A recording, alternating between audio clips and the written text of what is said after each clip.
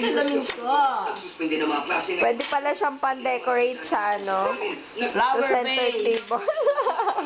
Yan po ang aming flower vase sa araw na ito. Ayan, kasalukuyan po siya nakaupo sa aming center table. Mabigat ang katawan, kaya laging pasubsob. Hindi kaya. Naisot mo yung yung sombrero.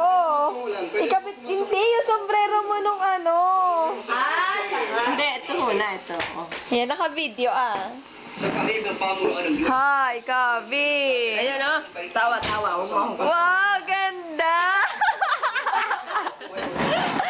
May star. Tanggal yun yung isa naman.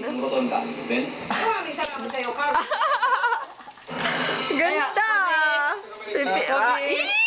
Ang ganda. Ayan po si Kobe. So, malalaman nyo na po ang itsura ni Kobe pag naging babae. Maganda. Sponsor.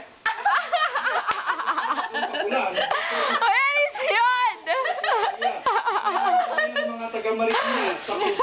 Wow! Kaya galit niyan ni Kuya Ian.